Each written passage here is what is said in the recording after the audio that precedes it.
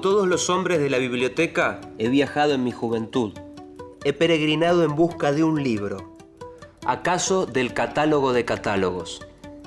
Ahora que mis ojos casi no pueden descifrar lo que escribo, me preparo a morir a unas pocas leguas del hexágono en que nací.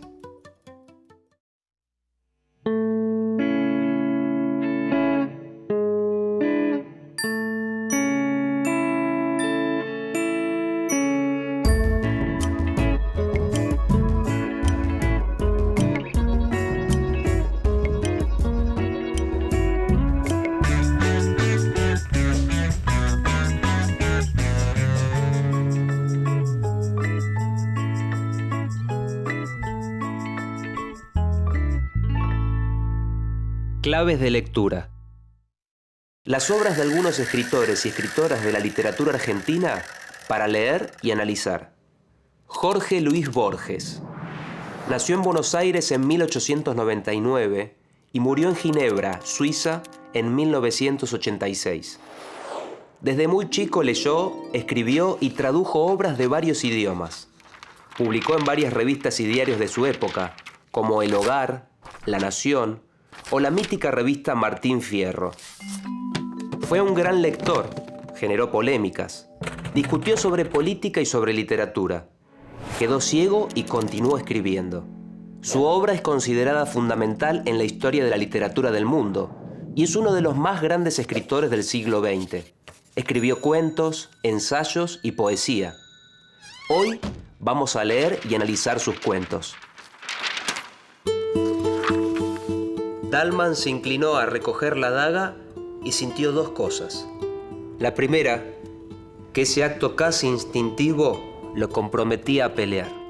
La segunda, que el arma en su mano torpe no serviría para defenderlo, sino para justificar que lo mataran. El sur.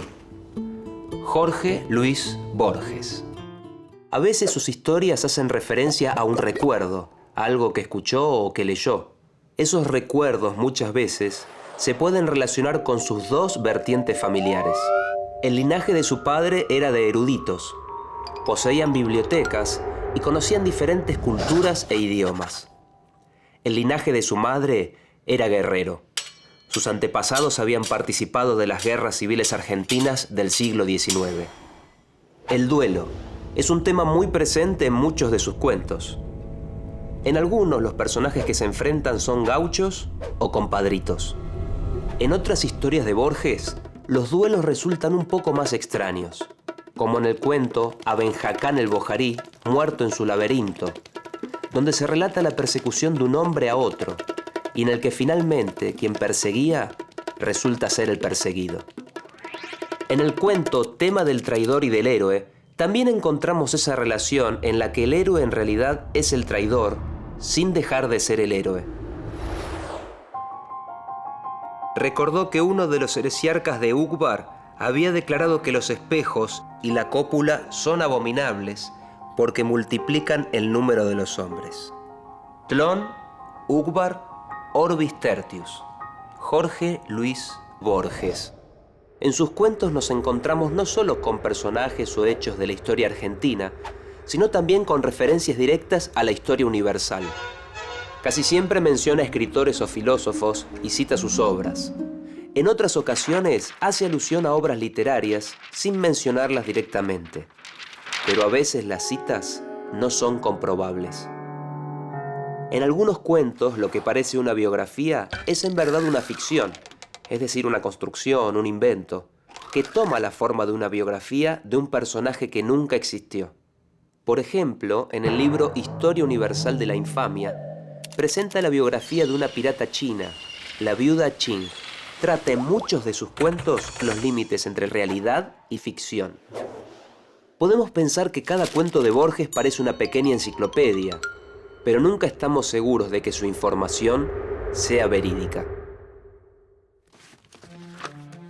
En la parte inferior del escalón, hacia la derecha, vi una pequeña esfera tornasolada, de casi intolerable fulgor. Al principio la creí giratoria, luego comprendí que ese movimiento era una ilusión, producida por los vertiginosos espectáculos que encerraba. El diámetro del Aleph sería de 2 o 3 centímetros. Pero el espacio cósmico estaba ahí, sin disminución de tamaño. El Aleph. Jorge Luis Borges. Muchos de sus cuentos forman parte del género fantástico. Cuando los comenzamos a leer, parece que pudiéramos reconocer en ellos el mundo que habitamos, casi real. Pero de repente, ese mundo es intervenido por algo que desestabiliza esa realidad.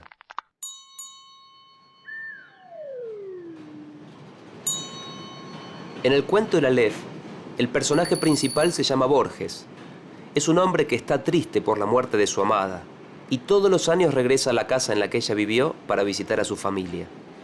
Si bien el personaje también se llama Borges, no es el autor, sino una construcción. Este es un recurso que utiliza Borges, el autor, para establecer un contexto que parezca real, es decir, presentar un mundo más parecido al nuestro. En el cuento El Aleph, Borges es conducido al sótano de la casa que visita todos los años, donde descubre un extraño objeto desde el que puede ver todo el universo y todos los tiempos de ese universo. Ese objeto es el Aleph.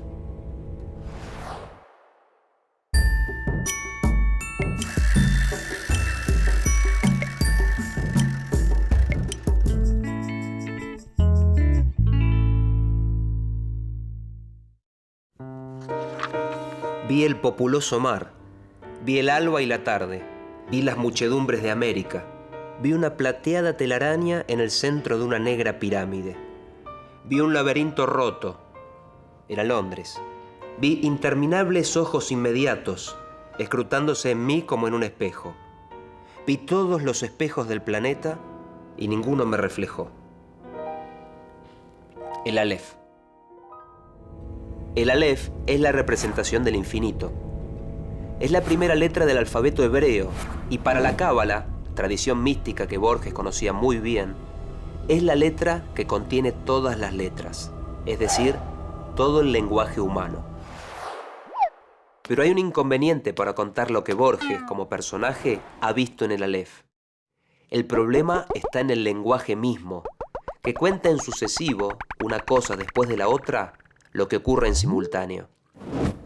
En el Aleph, Borges, el personaje, ve todo al mismo tiempo. ¿Cómo relatar lo que aparece en simultáneo si solo se puede contar una cosa después de la otra?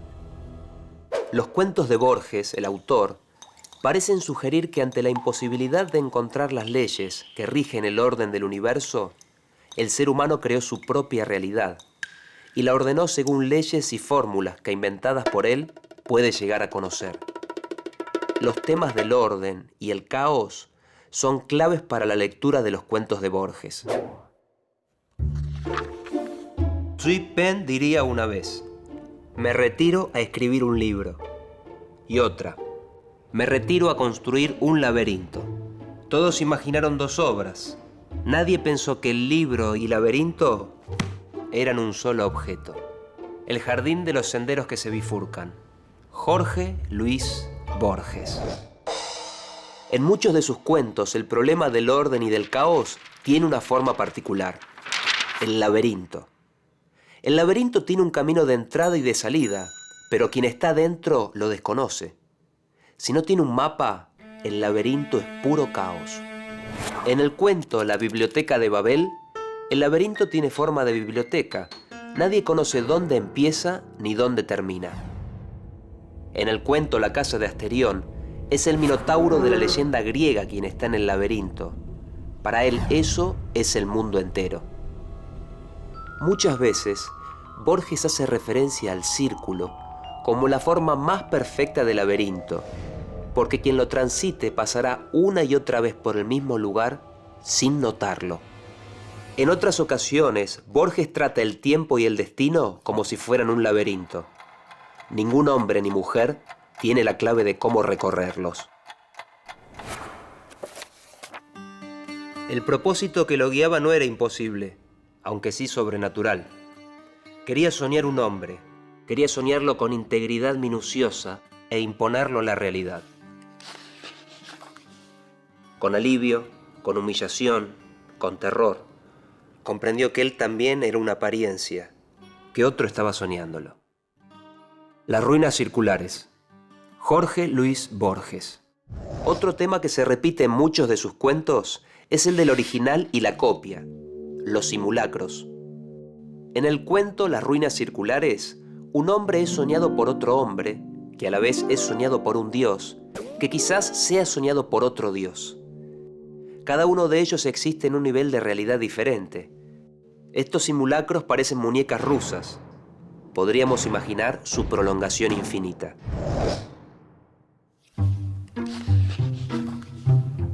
Desvarío laborioso y empobrecedor el de componer vastos libros. El desplayar en 500 páginas una idea cuya perfecta exposición oral cabe en pocos minutos. Jorge Luis Borges. Cuando leemos sus cuentos, podemos encontrar mundos que parecen reales, pero de repente ese mundo es intervenido por algo que desestabiliza esa realidad. Los duelos, los gauchos y compadritos conviven junto a personajes de la historia, la filosofía y la literatura universal. Mediante figuras como los espejos, las muñecas rusas y los laberintos, Borges trata en muchos de sus cuentos el problema del orden y el caos, así también como los límites entre la ficción y la realidad. En más de un cuento, algún personaje sugiere que un ser humano podría ser todos los seres humanos, que todo y uno se relacionan. La clave está en la lectura. Borges quiere que los lectores seamos Borges y él nosotros.